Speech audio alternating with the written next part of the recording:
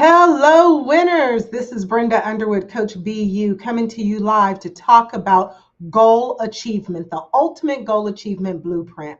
How do we go from setting goals to achieving goals? That's what we're coming here to talk about tonight. And I want to really help you truly get all that you want out of this year. And we talked last time, and we've had a full 2 months, 3 months now of goal achievement. And we talked last time and we ended on regret. I want you to think about if life was to change for you in this moment and you were to go home to glory, God forbid, what would you be regretting in your life? Would it be more time with your spouse, spending more time raising your kids? Would it be spending more time in a more balanced life where you can have it all from the bedroom to the boardroom, from having a good, healthy marriage or relationship, whatever you believe in? I'm not here to judge. Having a healthy marriage and relationship, as well as having a healthy, thriving business that utilizes the best of your gifts, your talents, and your abilities. When you begin to look at your life, what in your life would you regret if today was your last? Wow, Brenda, you just came out the gate with it. Yes, I did. That is how I come. I am straight no shooter, and I always want to come and I want to start it off with a strong question, because when we have regret in our life, we have unforgiveness towards ourselves. Many people don't relate those two things, but regret is beating yourself up for what shoulda, coulda, woulda been. This is one thing that I want every single person to get, beloved. I want you to get this with your whole heart. Your past was designed for it to teach you, not torment you. You want your past to teach you, not torment you. And when we allow our past to torment us, we live with regret. And so when we look at our past being a path to teach us what not to do again, or how we can do it differently, then we live a completely different life than when we allow our past to torment us. So when we talk about our past, we don't want to look at our past from a sense of regret. Again, the past is designed to teach us, not torment us. If your past has ever tormented you, then I want you to drop a emoji in the comments. Whether you're watching it live or you're watching it on the replay, whether it's live or on the replay, please share an emoji if you've ever allowed your past to torment you. If you have some regrets from your past, this is what I want you to know. When you have regrets from your past, you want to take a moment, you want to forgive yourself. Because if you don't forgive yourself, you're going to cause that regret to make you bitter towards and discouraged towards making new efforts. So we don't want our regret to be a chokehold on us. We don't want regret to chokehold our efforts to move forward. So we have to come to a place where we literally stop and say, what would I regret if today was my last? And how can I forgive myself for what I thought I should have known? Forgive yourself. If you needed to have known it in that moment, you would have known it. But I really want to start off this with us really looking at what it looks like to forgive ourselves for the mishaps of our past, for the things that we didn't see, didn't know, things that we didn't believe in at the time, didn't believe that AI could work for us. Whatever that is, I really want you to get a hold of your regrets, because if you will forgive yourself and give yourself grace for the pace that you're on, then this is what will happen. You can turn that regret literally into a goal. I regretted not understanding IT and technology when I first started Breakthrough for Life in 2013. I regret that. So guess what? Now I tell myself when I do technical stuff, I can do hard things well. I do hard things well while I'm doing technology things. I regretted that. So I turned that regret into a goal, and I started taking classes on how to write code. I started taking classes on how to do HTML coding. I learned technology because it was a regret from the beginning of my business. Now it is something that literally propels me forward. I am literally teaching my clients how to use technology in ways that it will streamline their efforts, buy them back time, create efficiency, and get them to their goals faster. So when we talk about regret, we really need to take a moment and say, how is the regret of my past hindering the goal achievement of my future? If this resonates with anyone, you don't have to say, oh, that's me. You can just say, I'm going to leave an emoji. I'm going to drop an emoji and let Brenda know you hitting home, because all of us have something in our past that causes us to stop and say, okay, why did this happen? Why didn't I do this? Why didn't I know better? I hear it when I talk to people who are consultants, because I am slowly but surely becoming a coach to coaches. And I'm talking about already established coaches, not ones that are certified through my coaching academy. And one of the things that I hear oftentimes when I talk to consultants, when I ask them some basic questions, they always say, I should have known that. I should have known that. And I already can see them pulling out their sticks of perfectionism and beating themselves over the head with it. We're not going to do that in goal achievement. Today, we're going to talk about how we grow, how your goals grow you, and how you evolve in your goal achievement journey. Your goals are designed to grow you, just like water is designed to be nourishment to a plant. We are human beings that are designed to evolve. We are not designed to stay 2 years old. Can you imagine mamas out there? I'm talking to the grandmamas now. Now, if you got 5 kids like my mama had, and all them 5 kids continue to act like 2 year olds, you'd probably be wearing 3 wigs to cover up your gray hair, right? Because if we stay exactly where we've always been, then we're not evolving, we're not growing. The one constant in life is change. And the one thing that human beings resist the most is change. So what would happen if all of a sudden you grabbed hold and you said, me and change ride the wave. Me and change, we create the future. I make decisions today to do things that are going to change the future trajectory of my tomorrow. I make decisions today to change the future trajectory of my tomorrow.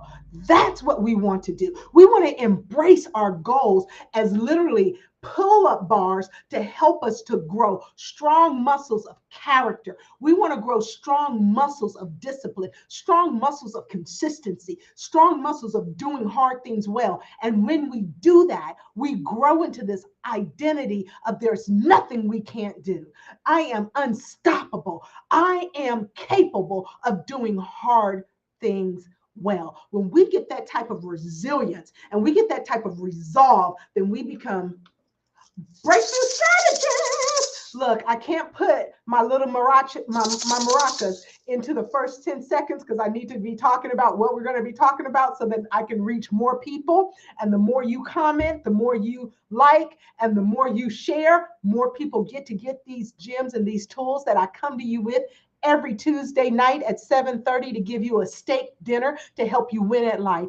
And this is our finale. Our goal achievement blueprint is coming to its finale session. And I want to celebrate because you guys have been showing up. Hopefully, I've been getting text messages and DMs of people telling me, man, that one tool you gave, that was awesome. I put that to use and I got immediate results for it. So I hope that we're not just coming here to hear Brenda speak, but that we're coming here so that we can really, really dive into our goals. And so when we think about our goals growing us, this is the other big question that I have for you. Who were you meant to be before life happened to you? What does the authentic Anne, what does the authentic Deborah, what is the authentic Antoinette, what is the authentic Brenda, what does the authentic Ruby, what does the authentic Alice look like before you allowed something from your past to define you? What does that look like? How have you looked at your life and said, this is what I really believe on the inside of me I can be, but right now I'm not that? Let me give you an example.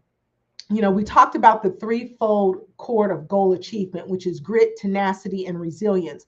But all of that comes into play after we define who we want to be.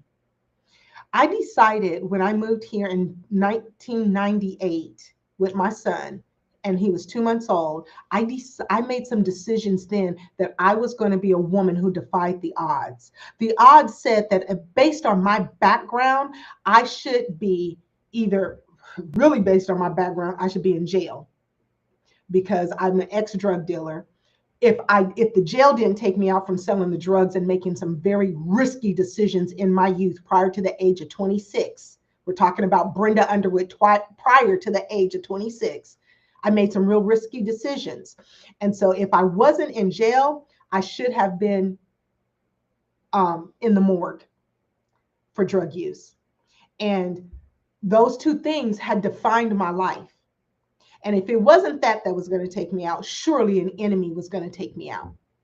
And so I looked at that 2-month-old baby and I said, he doesn't deserve this. He didn't ask to be here. He doesn't deserve to grow up with two addicts as parents. So that means that I only have control of me. His father was the love of my life. Kenny Ray Marshall, I to this day still miss that man. And I loved him, but I knew that our love wasn't enough to overcome our addictions. I had to make a decision to do what Brenda could do. And I left my son's father and I jumped 3 states in the middle of the night, from Arkansas to Georgia, to Atlanta, Georgia, to be with my son and raise him in a way that I did not experience when I was growing up. Now, once I decided who I wanted to be, then the threefold cord comes into play. Then you get gritty with your decision. You get tenacious with your decision. You get some resilience with your decision. And you really stop and look at the overall of who you want to be and how you want to become that. But until you decide how you want to grow, it's hard to get gritty with what you don't know. So we want to get crystal clear and define, who do I want to be when I grow up? That's the question I asked myself at 40 years old. Who do I want to be when I grow up? Now, I'm 40. We're way past the days in 1998 that I decided that I was going to defy the odds and create a different kind of life. My son grew up in private school. My son only remembers one address. He has grown up in the same household. My son cannot say, well, because I was raised by a single mom, I only had one pair of shoes. He cannot say that. Matter of fact, I think that little boy got more shoes than I got, and they all gray, black, and red. Okay. I did not want him to have any sob story because I chose to leave his father, because his father wanted to marry me, wanted to be with me, but I did not want to raise my child in a drug addicted household. And so sometimes love ain't enough. Sometimes you have to look and say, who am I becoming? Who did God originally create me to be? I know that God did not create me to be slave to a substance. And whether that substance is an illegal substance or if that substance is a legal substance. So let's talk about the legal substances. You can be addicted to alcohol. If you got to have it every day, if you can't put it down for a year, then there's a problem. There is a problem if you can't put alcohol down for a year and not touch it and not be drawn to it. Like when I go out, people think, oh, Brenda's drinking. I be drinking mocktails half the time. They ain't got no alcohol in it, but they sweet and fruity, and it makes me feel good, okay? To drink a mocktail with no alcohol in it. And so if you can't abstain for alcohol for a year, then you have to ask yourself, does this have power over me or do I have power over it? Addictions to things that are legal, alcohol, prescription drugs. I don't use prescription drugs. That was never my deal, but I have worked with a lot of people who are addicted to painkillers. They're addicted to prescription drugs. Whenever there is something in your life that you can't do without, that you have to ask yourself, is this an addiction? And if you are looking to grow yourself, if you're looking to get gritty with your goals, then you are going to look at, where am I at in my life? And get real. the good, the bad, and the indifferent. And then what do I want to be? One of the things that I'm working on right now, especially because God is elevating my platform for speaking, is I want to get rid of my potty mouth. I can don't mess up my money. That's when my potty mouth really get like, well, who you think you dealing with? And y'all can fill in them blanks. I want to get rid of that altogether. I want to get rid of my potty mouth. That is something I am now. So I write it out on a list that this is who I am today. I got a potty mouth, but I love the Lord. God has given me a platform in which to speak, and I don't want to accidentally mess up any one of the platforms that God has given me to speak on by saying something inappropriate with curse words. Now, get me straight here. If I speak on a platform, I'm speaking truth. And if people have a problem with truth, then that's probably not a platform I need to speak on. But I don't want to diminish it by letting a curse word slip out. But if I stop the habit of cursing, then I never have to worry about a curse word slipping out. You have an honest, transparent coach here. I'm not the coach that have it all together. And I'm not the Christian that was born and I was perfect, sinless, and do no wrong. Came out of my mother's womb singing, hallelujah. That ain't me, okay? I was the one who was like, dip her twice when you baptize her because she got extra stuff on her, okay? I'm that Christian. I'm the Christian who is fighting for my sanctification and my righteousness, my peace, and my mercy and grace that comes from God. I receive it every day so that I can do that fight of transformation, right? We are all transforming. If we're not transforming, we're dying. I want you to think about a plant. If you never water it, does it grow or does it die? Does it wither? Some of us are withering. And I hope that this goal achievement blueprint helps you to get gritty with your goals. First, define them and define who you want to be in the process, because your identity is directly connected to your achievement in life. Should it be? Probably not, because achievement changes. You really want your identity to be built on the rock of Jesus Christ and the finished work of Christ. But I do know that my voice goes out to more than the Christian audience. So oftentimes we are going to tie our identity to what we achieve, what we get done, how far we've grown. And so you want to be intentional, because when you can get intentional about who you are, like I got intentional about the fact that I was going to defy the odds. I got intentional about that. I defined what that looked like. That looked like, Brenda, you ain't snorting no more cocaine. You ain't putting no more cocaine in your joints. Marijuana joints, y'all. You're not going to put cocaine in your joint anymore. You're not going to be smoking anymore. We're going to stop all of that. Did you know we called them cavies back in the day? Did you know that cavies is the next step to freebasing cocaine? When my brother told me that, who was a professional addict, his drug of choice was crack. When my brother told me that and told me to be careful, I was like, whoa, I didn't know that. Still didn't stop it. But when I got intentional about who I wanted to become, then all of a sudden that desire, I put it on the altar and I asked God to take it from me. And so from this day to that, I continuously take what I don't like in my life before the throne and let God help me become intentional about defying the odds so that I don't accept life, but I create my life. Some of you guys need to write that down. Don't accept life, create your life. Get intentional about who you want to become. I got intentional about not being a cocaine addict. I got intentional about not being a drug addict. I got intentional about not being broke. I got intentional about not being someone's employee.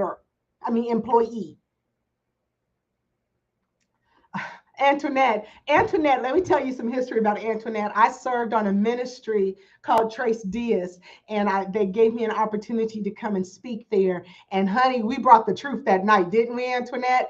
I told a little clip of my testimony about how I got out of my Egypt. And a lot of truth was told in that, a lot of vulnerability. And I give a big pat on the back and hearts out to Beth, who really pushed me to give my testimony, because I wasn't. I was really going to just keep it real light and fluffy and surface. And she said, Brenda, I want to dig into the suicides. I want to dig to my suicide attempts. She's like, I want you to dig into that drug addiction. People need to hear your story and see how God transformed your life. Because when I tell people my past, people look at me like, no way. There's no way. But this is the thing. When we get intentional about our lives, we don't accept our lives, we create our lives.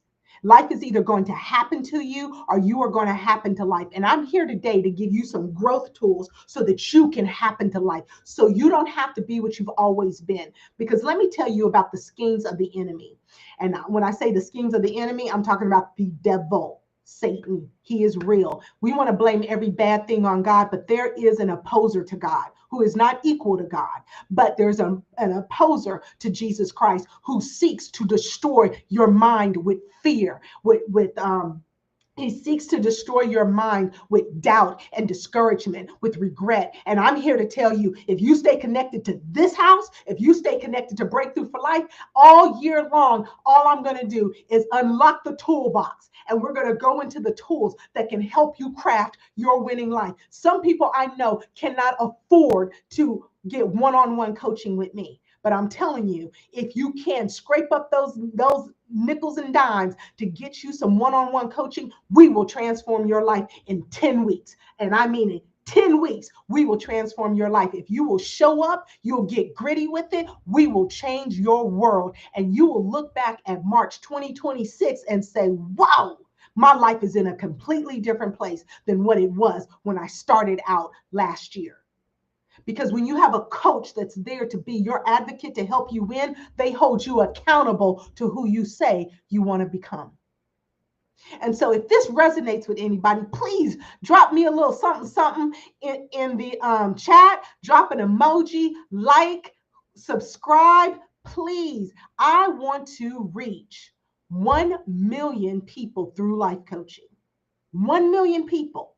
And that means that I'm going to have to do a lot of creative things in order for me to be able to reach that level and that magnitude of people. But the only way that I'm going to do it is to use the platforms that are available to us. And so we want to get as many subscribers. I started out at 90 subscribers when I started this series, and now I'm at 122 subscribers. Some of you guys be like, that ain't nothing. I got 10,000. Look, I'm a novice, and what I do is I coach people. I'm not usually doing lives and doing marketing and doing all this. So I am growing in this process of helping you grow so I can get the word out. My specialty is one-on-one coaching, digging into the roots of what's keeping you stuck where you're at so that we can move you into where God has destined you to go.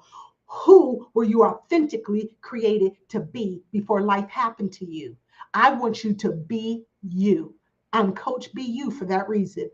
Be who you were authentically created to be before life happened to you. So when we begin to look at this goal achievement journey, we understand that there's a link between our goals and our identity. You know, when we see ourselves as not smart enough, not good enough, not this enough, not that enough, then we see ourselves in a diminished light. And in that diminished light, we create diminished results. When you see yourself, I'm going to tell you, when you begin to see yourself with a confidence that God gave you, you begin to operate with a resilience and a momentum that only the energy of Christ can give you. And so you want to begin to look at, how do I really see myself? I know what I can be, but do I believe that I can be that? That's why you hear so much in this self-help realm. You hear so much about believe in yourself. But I want you to think about what you're believing in yourself. Do you believe you're stupid? Do you believe you're not enough? Do you believe you're not pretty enough, not smart enough? If that's what you believe, we've got to switch that. We have to LTP that. Remember that tool that I gave you a few videos ago, lie, truth, proof. What is the lie you're believing about yourself? What is the truth of the situation? What is the proof of the truth? Because you know we can bamboozle ourselves, right? Of all the people we lie to, don't lie to yourself. Right? So when we begin to look at that, we want to really take an inventory. of how we see ourselves. That's where this all begins. And once you take that inventory, you can then see how you've been creating those type of results in your life. So let's change what we believe. God said you're the head and not the tail, above and not beneath. You are blessed in your coming and blessed in your going. You are redeemed. You are a vaulted diamond. He thinks you are to die for. You are beautifully and wonderfully made. You are a work of art. He has a masterpiece inside of you that he just wants you to chisel away the coal so you can get to the diamond that has been forged under pressure. Remember when we talked about the diamond process? Being forged under pressure so that you can come out as that diamond glistening with ideas and innovation. But you got to get out of your own way. We are our own worst critics. And so what we want to do is we want to believe that we can be what God said we could be. If your bank account is lacking, that is not where God wants you to be. If your relationships are lacking, that is not where God wants you to be. God said that there is no lack in his children. He gives us everything. He is our portion. He is our provider. So if we're not walking in that, there's something going on with these 6 inches. How you see yourself will determine the goals you will allow yourself to visualize. I want you to see yourself a lot larger and a lot bigger than where you are right now so that you can go after some big dreams. There are some people who are going to watch this video that when the diamond goes through its process and it shines bright, you are going to have an international impact. There are some people that are going to have a community impact. We are all meant, our voices are all meant for different elements of this world. So what are you called to? Are you called to the nations? Are you called to your local community? Maybe you're a mom who's called to your 3 babies at home right now. That is a season. But let me tell you something about vision. Vision is going to grow you. I only wanted to not punch my boss in the throat when I left my job. That was it. People would ask me, why you starting your own business? I don't want to go to jail on this job. That's why. If I have to punch another clock, I'm going to punch somebody. That's what I used to tell people all the time. Now, I'm an entrepreneur. And I'm like, that wasn't the real reason why I left corporate. There was something deeper in me. There was something that God placed on the inside of me that needed to get out. His method was to make me unhappy. His method was to make me unhappy on that job. You know, eagles, when they're trying to get their eaglets out the nest, they start putting thorns in the nest so that those eaglets will learn to fly. God put some thorns in my nest, and he put a lot of people around me to help me get out of that place. But I thought that's why I wanted to leave the job. But no, the real reason why I wanted to leave is my mom died at 58 years old. When I was 26 years old, when I was 25 years old, my mother died, not realizing her dreams. And that's my real why. I don't want anybody that comes across my voice to not be inspired to be all that you were created to be. But you got to tap into, what were you created? You have to take a look at, what did God create you to be? Your vision is going to grow you. I am a different woman today. I am so much more patient. I am so much more loving. I am so much less selfish. I was the most selfish person you could meet. And God has grown me through me growing this business. If I didn't grow, I wouldn't have 120 something testimonies on my website of people who got transformational results.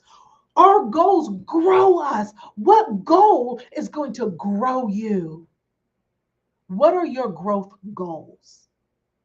When we talk about growth goals, we talk about mindset shifts. I had to not see myself as a drug dealer. Although I talk about it, the only reason why I talk about it is so people can say, well, if God helped her, I ain't half as bad as Brenda. I know God got me. Because God's no respecter of person. My transparency is not just so I can talk about my junk. I am healed from that stuff. I share my authentic life and the struggles I went through so that you can get a greater vision for your life. Because if God developed me through it, God will develop you too. And so we really want to create the habits that will create self-confidence. And let me tell you, when I put that chat on my website and I coded it all by myself, I did get a little help from Josh. Josh Miriam, I'm shouting out to you. I did get a little bit of help from Josh, but he only had to talk to me for like 3 minutes because I was stuck and frustrated. But after I finished that, I felt like there wasn't nothing in this world I couldn't do. When you start to knock down the blocks of your goals and you start to see results, that's where momentum comes in. That's where you get the motivation. People think in order for me to get started on my goals, I need to be motivated. No. Can someone please write in the chat? Please write in the chat. You don't need to be motivated to reach your goals. You do not need to be motivated to reach your goals. But when you are going after your goals, you need to be disciplined. See, it's discipline, then action, then rewards, and then those rewards will motivate you to stay disciplined. We put motivation in the wrong place. Motivation is based on feelings. Motivation is fickle. Motivation is sometimey. Motivation, when it comes in front of your action, you got to be motivated to act, then you get wishy-washy action. Sometimes you do it, sometimes you don't. But when you have motivation there and you have sometimey action, you get sometimey results. And therefore you lose motivation. You get demotivated because anything that's out of order creates chaos. But when we take discipline, which is based on priorities, you need to schedule your priorities, not manage your time, schedule your priorities, because you do not have a crystal ball, and there are some things that when you get ready to go into your day, you can plan it out. And I'm telling you, Murphy is going to throw a monkey wrench into your plan. So you need to schedule your priorities and try to get them done as early as possible. And then you have room for the girlfriend who calls and says she just got a bad health report. Then you have room to take some time out and spend with your kids that told you the night before that they had a science fair the next day at noon. Then you have time. When you manage your priorities instead of your time, your priorities get handled and your time flows. So when we begin to think about this whole motivation cycle, one of the biggest tools that I can give you in growth is remove motivation from being in front of your action and move motivation to being after your rewards, because motivation will come right after your rewards. Now, Brenda, I got to get motivated to get disciplined. Let that benefit of your goals being achieved, let that motivate you to get disciplined. Let me tell you, I used to hate getting up in the morning. I used to dread the mornings. But let me tell you now, I wake up in the morning because there's so much God has given me. There's so many ideas he's given me. There's so many platforms he's given me. And God's been sending people in to help me with the vision that he's given me. And I'm so excited to get up in the morning because the benefits of achieving my goal is so great in my heart. I keep having dream parties of paying off a single mom's home. And let me tell you, there's a rare time that I don't cry when I get into the story of that. So when we start to look at our lives, we need to be disciplined. And discipline is based on priorities. And discipline is not fickle. Discipline says my priority is to work out 3 times a week for 30 minutes. Come hell to high water, I'm going to work out. That's why my son has a 6-pack and Brenda do not. And we were both chunky monkeys when he started his journey. Now my son all yoked up, and I said, boy, you looking like your daddy. But anyway, let me not go there because his daddy was good looking. I don't do ugly very often. Every once in a while I have an ugly duckling, but usually most of the people I deal with, I'm attracted to them, because when I get mad at you, I'm gonna need to remember I'm attracted to you. Okay, anyway, side note, I squirreled. Let's get back to it. So when we look at discipline being based on your priorities, then you get disciplined about your actions, you start getting results, then you get more and more motivated. And then that motivation cycle, that motivation says, keep being disciplined. What else you want to achieve? Keep getting disciplined, keep getting disciplined, because discipline creates results, because discipline creates consistent activity.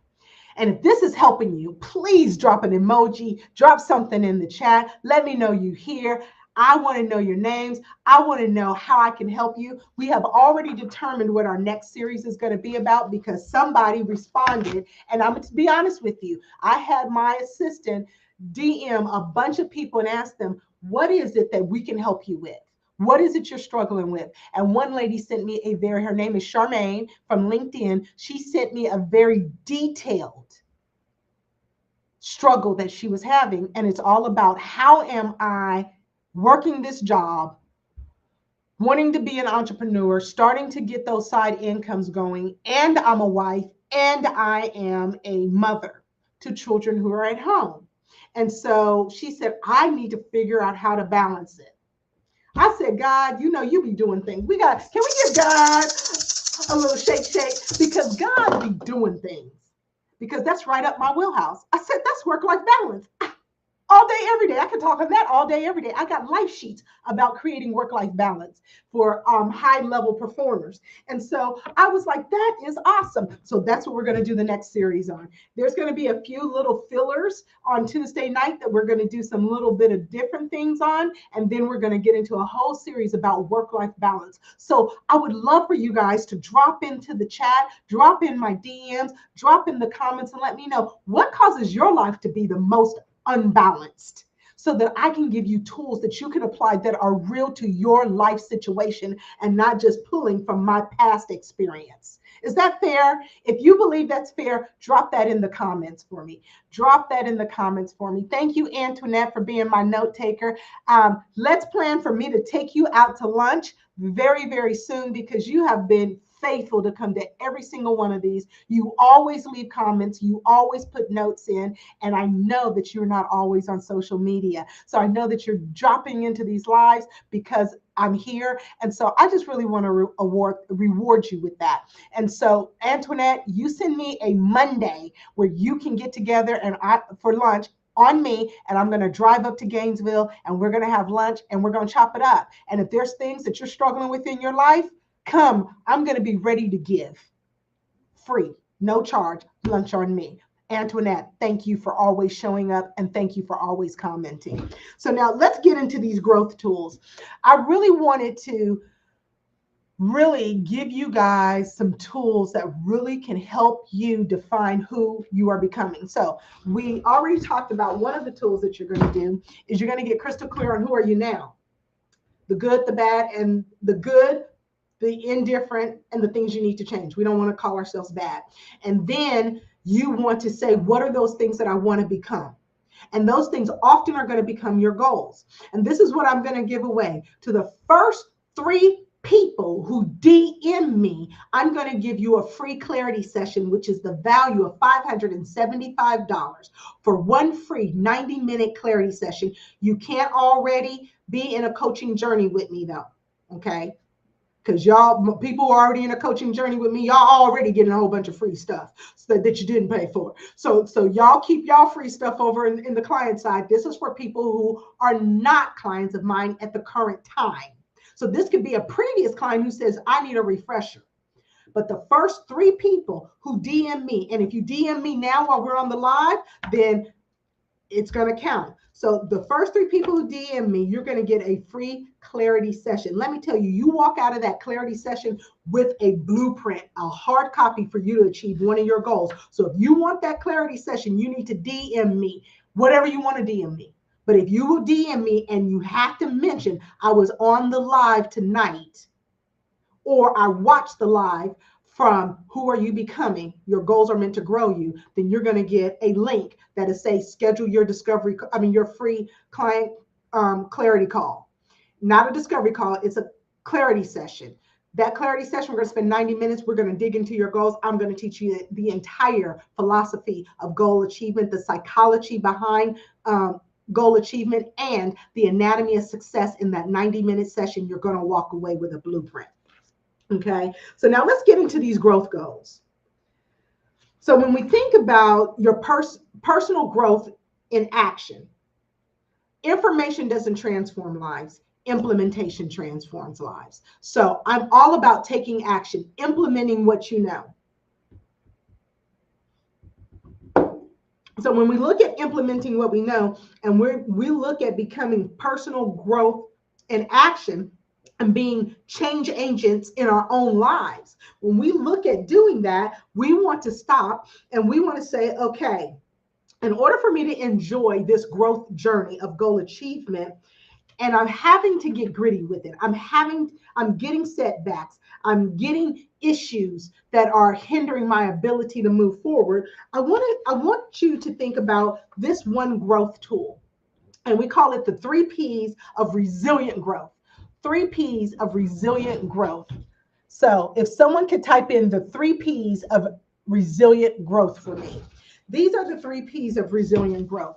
And it's a framework for you to go to so that you can always take a look at where you're at in your growth journey. We want to reset our frustrations when they kick in.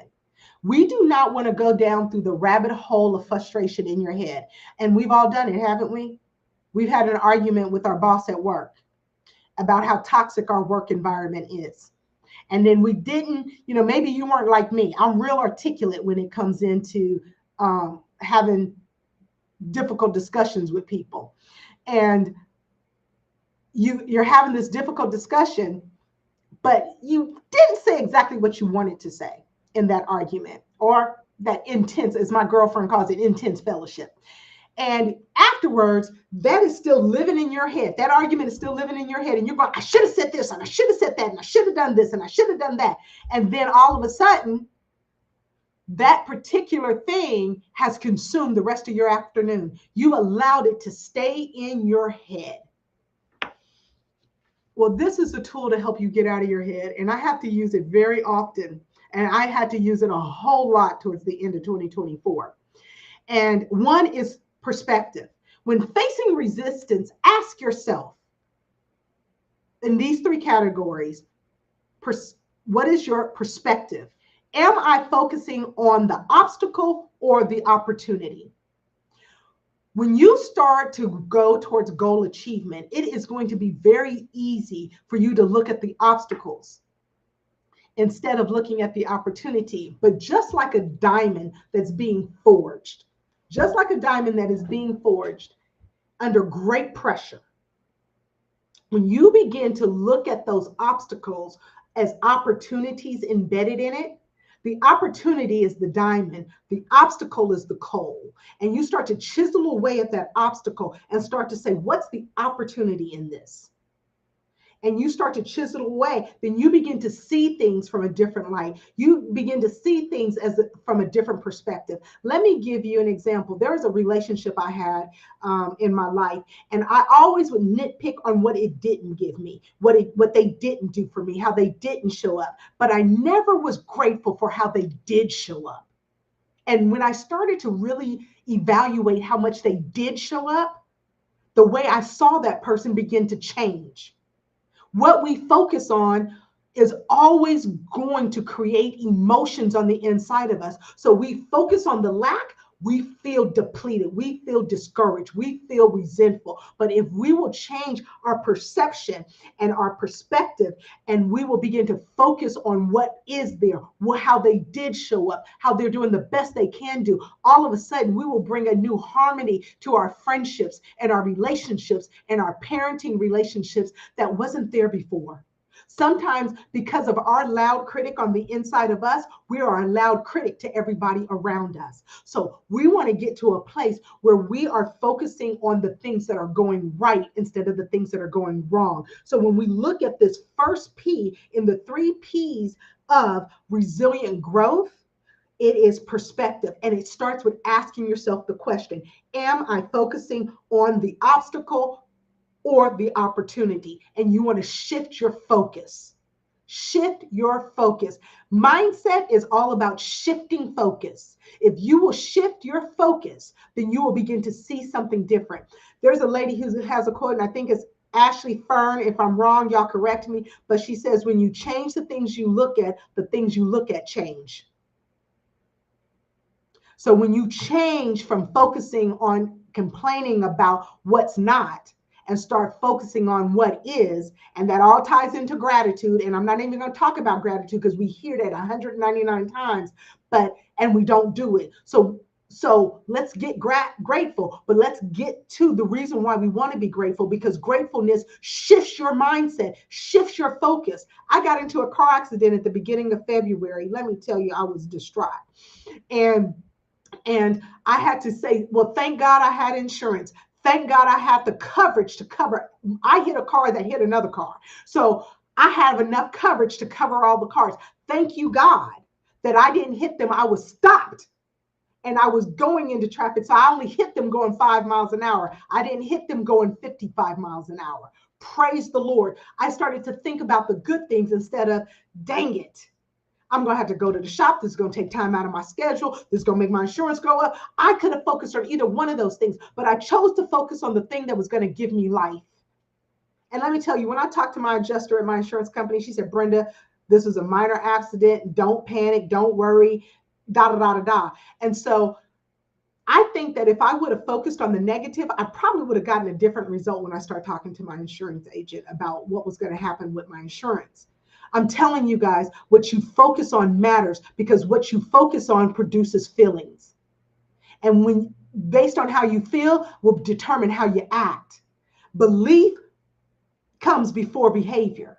So you want to shift your focus. You want to ask yourself, how can I focus on the opportunity instead of the obstacle? 20% of the time on the problem, 80% of the time on the solution. We've all heard that, but do we apply it in goal achievement? Another part of the 3 P's of resilient growth is patience. Am I expecting results too soon without giving myself grace? The P word.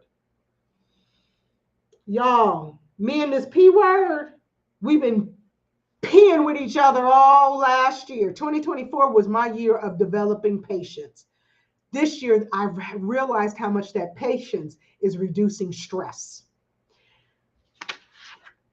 I am in the middle of writing about everything I went through last year. And the patience piece of it was probably the biggest gem that came out of everything that I went through last year. And Minnie's like, you went through stuff last year? Yeah, I just don't put my stuff out there while I'm going through it. Sometimes I do, but when it's real major, I wait till I get to the other side so I can clearly ascertain what happened. What is the past teaching me? And not allowing the past to torment me. Remember that. We want our past to teach us, not torment us. Because when our past torments us, our past becomes a trap. And we don't want to be trapped in the poor experiences of our past. We do not want our past to change our perception of what can be in the future. Now, when we get back to patience, I learned a lot of it last year. I thought I had learned some things with patience, and anybody who knows me, I'm a go-getter. So it's like, let's make it happen right now. Take that bull by the horns and make it submit. Make it do what it do. I'm a creator. I'm a change catalyst. That's just in my very nature, but it needs to be balanced with some patience. And so when you look at, you're hitting this resistance, you're hitting this frustration, you're hitting obstacles, you're hitting up against things that are hindering your ability to be great, then I want you to ask yourself, am I expecting results too soon without giving myself grace? We want to be graceful with ourselves. We want to talk to ourselves like we love ourselves. Let's say hello to Pure Hearts. Hello, I'm so glad you're here. Thank you for joining us. Please type in what you're getting from this. Please let me know any questions you may have. And so now we're talking about the second P in the 3 P's of resilient growth: patience. You know, my stepsister, Tiffany, if you're watching, she told me last night she watches my stuff. She's like, girl, you ghetto. Yep, I got a ghetto side. I'm from the south side of the kingdom. Don't flex, but I can still go to the mayor's office in some 3.5-inch stilettos and a gown and make you say, whoa, that girl got skills. She knows how to network. So I can go from uptown to downtown with no problem. Absolutely. But my stepsister, Tiffany, she's always saying, Brenda, stop playing for patience. Then your family members going to move in with you. And I laughed at her. I said, trust me, my family members ain't going to move in with me. Trust me that. That's one thing they ain't going to do. But at the end of the day, oh, this is Sandra. Sandra, I miss you, girl. You got to get back in coaching. We got to finish getting you where you want to go. I'm so excited for you to be here. Um, so she says, don't be praying for patience, because when you pray for patience, all kinds of things go crazy in your life. But this is what I learned. I prayed for patience and everything didn't go crazy in my life. Everything was already going crazy at the time that I prayed for patience. And this is what I got from learning. And this is what I did when I went to begin to develop my patience muscle.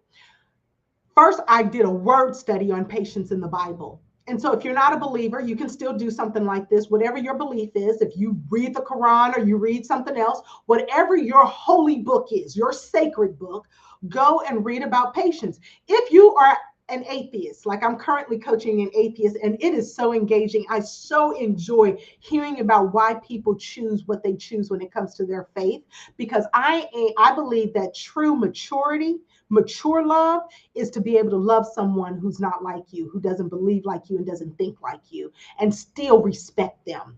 And so if you're an atheist and you don't have any sacred book, then read on books on patience, read blogs on patience from thought leaders that you trust. And so I went through and I really got a deeper understanding of patience that I didn't quite have before. But one thing that I realized about patience is a lack of it and have you make decisions in haste that you'll regret in your future. And so you need to have some patience to balance out your go-getter. Otherwise, you will create stress through that tension. And I don't want you to be stressed in your goal achievement. God says in Proverbs 10:22, the blessing of the Lord brings wealth, and he adds no trouble to it. So we should be able to pursue wealth, and we should be able to pursue success without having any trouble to it. That means we have to do it God's way. That means we focus on God first, wisdom second, and wealth third. Okay? Because God is the giver of all good things for our enjoyment, according to Timothy chapter 6, verse 17 and 18. And so when we begin to look at this, the 3 P's of resilient growth, patience is required so that we don't get into something that is called stress. And stress creates 95% of all of our illnesses, according to the Ivy League schools. They don't agree on much, but they agree on this. 95% of all of your illnesses come from some level of stress. One of the best books that breaks it down for me is Who Switched Off My Brain by Dr. Caroline Leaf. I tell everybody, I don't care if you're a believer or not a believer, you need to read that book, because that brain scientist, she breaks stress down to a whole new level that makes you say, I'm not going to get stressed, because stress is a choice. Can someone please type in for me? Stress is a choice. You can choose to be stressed out, or you can choose to give your stress and your fear to God and walk in God's peace and walk in God's rest. That's a choice. We get a free will choice.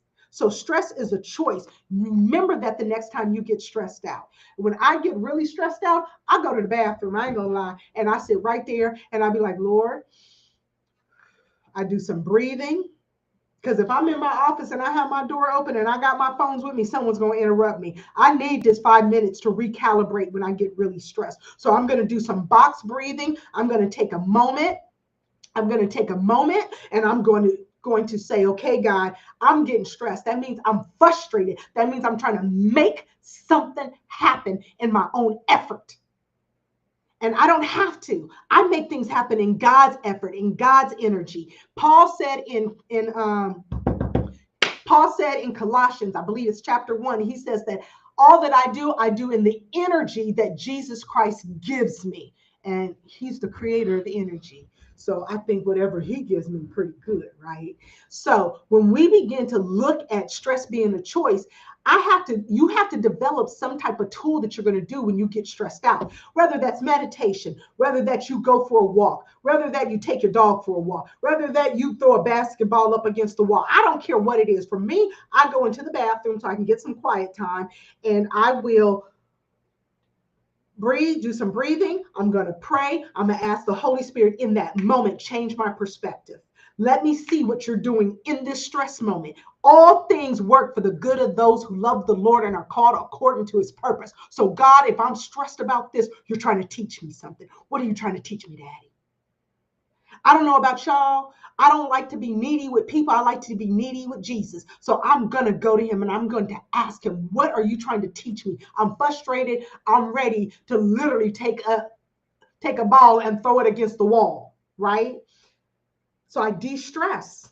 I breathe. 3 intentional breaths changes the chemical makeup of your body. I bring my body to a calm state. And then I start to pray. Then I start to ask God, show me what the next step is. I don't need to know what the end result is. He got the end result. God, what is the next step out of this frustration? And guess what I do? I shut my mouth and I wait until he speaks. But Brenda, I don't hear the voice of God. Not a problem. Go read Proverbs chapter 2, verses 1 through 4. There are 8 verbs in there. If you read that in the NIV, New King James or King James Version, there are 8 verbs in there. You practice those 8 verbs in your prayer time with Jesus, I guarantee you will hear his voice inside of 30 days. 30 days if you want to hear the voice of God. Practice Proverbs chapter 2, 1 through 4, those 8 verbs for 30 days, and you will hear the voice of God. So that's the second P, patience, because when you have patience, you have less stress. Like, for instance, I tend to do my meetings back to back to back to back to back, and it stresses me out. And then it stresses out some of my friends that are very time conscientious. Thankfully, me and my male friend, we kind of ebb and flow in the same flow. So it doesn't bother him as much as it bothers some of my colleagues. And so I said, let me start putting grace in between my meetings. And that totally de-stressed my entire week last week, because I put a 30-minute grace in between big meetings. And guess what? When the meeting ran over, I wasn't stressing out. When the meeting ended on time, then I had an extra time to prepare or to prep or to do something. I built grace into my schedule so it wasn't back to back. It worked like a gym today, because my business partner, Kimberly, I'm giving shouts out to my girl, Kim, one of my business partners, Kimberly, she came in for her meeting. She was early. I was here. I was ready at 3 o'clock when her time came for me to meet with her. I was ready. I was prepared. I had my action steps. I was ready. I'm like, whoa, don't tell me achieving your goals don't make you feel better. It will be a boost of encouragement to you. It will be a boost of encouragement to your self-confidence when you start knocking down those blocks and you start achieving stuff, because you are now managing your priorities. You're not managing your time.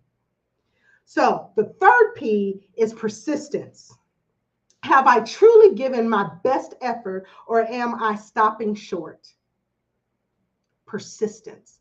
Let me tell you, y'all, Breakthrough for Life will be celebrating 12 years this October 15th.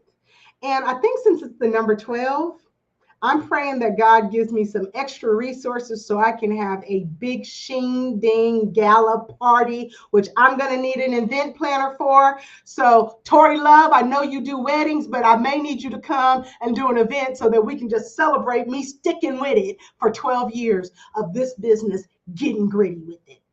And so we will be celebrating 12 years of getting gritty with it. And I'm going to tell you, I sit here today, I believe that Breakthrough for Life is still one of the top 24 coaching companies in the United States. Last year, we won Atlanta's best coaching company in the state of Georgia.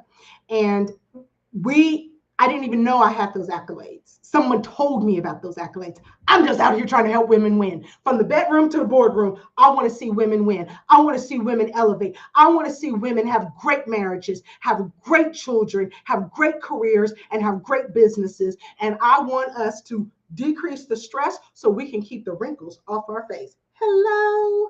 All righty. So I want to see women win from the bedroom to the boardroom. And so in doing that, I had to get gritty with it. 12 years of grit, 12 years of trying and trying some things that excelled, because most of what I do, because I'm very methodical in my decision making process.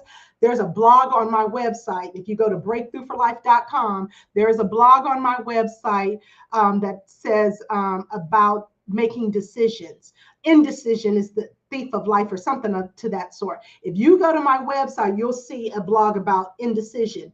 And I literally use that tool in there when I go to making decisions. It's called Recapa. You're not going to find it on TikTok. You're not going to find it on YouTube unless it's on my YouTube channel, which I haven't recorded it on my YouTube channel or not. You know why you're not going to find it anywhere else? Because it's a download between me and the Holy Spirit. Most of all of my tools are biblically based.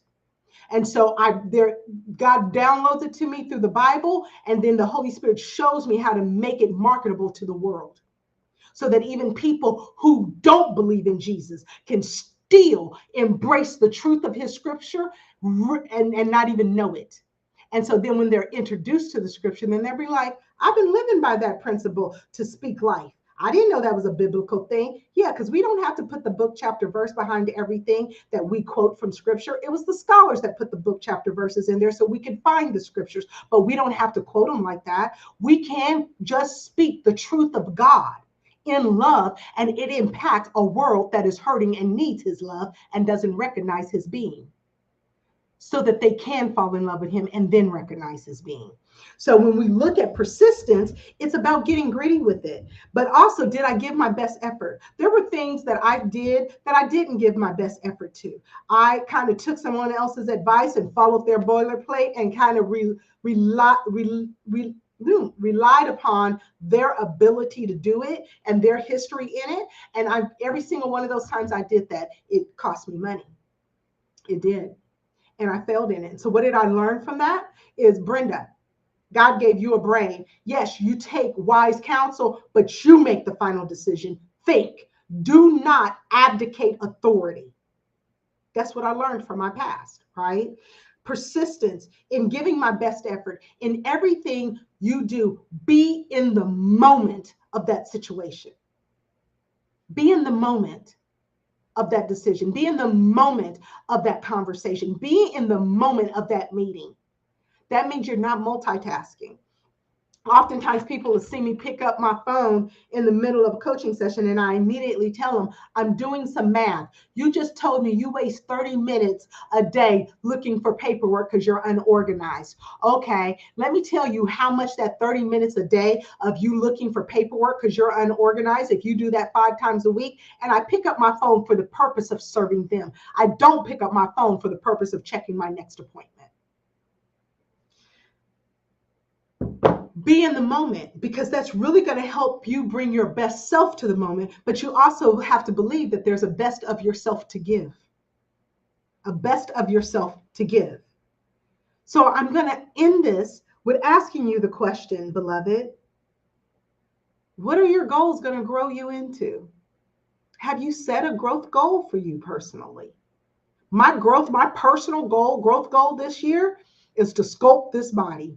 I'm telling you, the weight loss has been a beautiful journey, but I want to sculpt it. I want to be muscular. I mean, not muscular. I want to be toned. I want muscle definition. I want my bones to be strong. So that means I got to weight lift, because women in my age group need to be lifting weights so that our bone density doesn't deteriorate.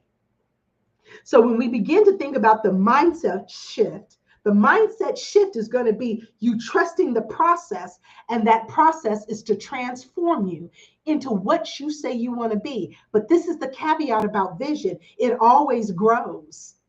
So I want to be an odds defier.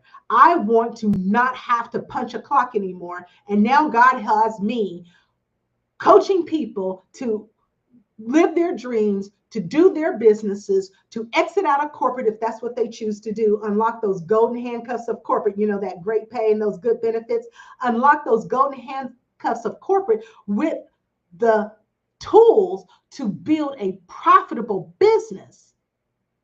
Wow. All I wanted to do was stop punching a clock. 12 years later, God has me coaching leaders and CEOs and CFOs and CIOs on how to maximize their results in the careers that they have chosen to be in. Now, I don't want you to get turned off. Brenda, I'm not in the C-suite. That's part of my coaching profile. However, I coach people. One of my clients, she works at the Kroger meat department, and I'm coaching her on getting her book out, getting her story out. So don't feel like, oh, I got to be in the C-suite to work with Brenda. What you got to be is ambitious. What you got to be is a go-getter. And what you've got to be is sick and tired of being sick and tired of what you've always been experiencing. And I am your breakthrough strategist here to help you win at life. How do we put together that strategic plan to help you change the trajectory of your future? And so I'm going to give you one last tool when it comes to reframing obstacles on your journey to personal goal achievement and how you can feel less overwhelmed. One thing that you can do with your goals is you can gamify your goals. Can I be honest? I get tired of doing marketing. I've been doing marketing since I was 19 years old and I'm 53. Yes, 34 years. I've been doing marketing, sales, and people development for 34 years. And when it comes to the marketing piece, I love the people development. Now that always close to my heart. But when it comes to the marketing piece, I'm like, I'm over it. I don't want to learn another marketing thing. I don't want to get another certification on marketing. I'm over it. I get tired. That's my truth bomb, right? And so what I had to do is I start to gamify marketing. So every time something doesn't work the way it's supposed to work or the way I thought it was, I have one day a week where what I call my deep work day, where I do deep work. And then I dive deep into that one thing that is hidden, that one obstacle that's trying to keep me from my diamond. I learn everything I know. I look into my resources of people and I say, who is doing this well that I can pick up the phone and call? So I remember one time I did this when I was thinking about writing my book and developing the process of writing my books. This was a few years ago. I called my a good acquaintance of mine, Laditra White. I would say we're close friends. We used to be really close friends at one time, but she moved down to the mountains, so we don't talk as much as we used to. But I called Laditra White, who has published a lot of books on self-published books. I called her. I said, how do you do it? And she broke it down for me in like 15 minutes. If you ever talk to Laditra on the phone, she's a chop, get to the point, no fluff type female. That's why she gets so much done. And so Laditra broke down how she self-publishes her books. Great. That was a part of the research that I needed to do for the publishing of my books, right? Because some of my books are going to be self-published, but I want to become a New York Times best-selling author. So that means that the majority of my books are going to be published through publishing houses that report back to the New York Times bestsellers list, because I want to be a New York Times bestsellers. That's one of my goals, right? But she helped me in that research. I pulled my resources together so I could do a deep dive in what is the best way? How do I get a book published, and what's the best way to get it done, right? And so you begin to gamify. So anytime an obstacle pops up, I always look at an obstacle from the lens of, I don't know enough about it. So do a deep dive into that obstacle, learn how it works, and then apply knowledge immediately. So my deep work days are Fridays. And so I do a deep work on Friday and I dig into my obstacles and I remove those obstacles and I learn what is necessary to get it implemented so we can get the right results from it. So gamifying the process, set a time-based challenge like, I will complete this task in X amount of time and see if you can beat your time on it. So when I go into doing certain tasks, I'm constantly looking at how I can do it quicker, faster, and better. Quicker, faster, and better. I guess quicker and faster are the same thing. How can I do it quicker and better? That's always the result. I do not want to do it quicker and have diminished results. I want to do it quicker and better. So how can I streamline my results? I am constantly asking myself that question whenever I'm doing something. And let me tell you, I have saved myself just this year on just streamlining processes and efficiencies by gamifying my process of dealing with obstacles. I have streamlined an extra 5 hours into my day. So things that used to take me longer to do, take me less time to do. And now I have bought back 5 hours with efficiency. So that made time for me to be able to do these lives, because you will not believe the process my assistant and I go through to get these lives produced and out. Like, she gives me my whole little talking points. I give them to her in scribbles, and she gives them back to me in talking points with emojis that look so pretty, so much better than, do I have my scribbles? So much better than the scribbles that I put on a notepad. And so we go through a lot of work. We send out invites through LinkedIn and Facebook and all this stuff so that we can come here and give you a tomahawk steak dinner on goal achievement. And so we have gamified this process. Another thing that you may ask yourself when you're looking at how can I make this challenge a I want to win challenge, right? I will get through this rough patch by focusing on the lessons, not the losses. Ooh, that's gold. That goes back to let your past teach you, not torment you. When you're faced with obstacles, when you're faced with resistance, when you're faced with challenges, you want to reframe those challenges, and you want to ask yourself, how can I get through this rough patch by focusing on the lesson and not the losses? So I hope this will keep a challenges I've overcome list in your head to remind you of how strong you are. You are a confident woman of action, and you do hard things well. When you're ready to take it to the next level, I'd love for you to schedule a free discovery call and let me help you break through the barriers in your life so that you can craft your winning life. That's what my breath is for, to help women win and a few good men. Simply call 855-923-LIFE, and either I or my assistant will pick up the phone and we'll get you set up for a free discovery call. Or you can go to breakthroughforlife.com, schedule your free discovery call, and we will hop on a call and we will spend the next 45 minutes getting crystal clear on what is a coaching journey that will help you win. This is Coach BU, the Breakthrough Strategist, signing off. Peace and love. See you next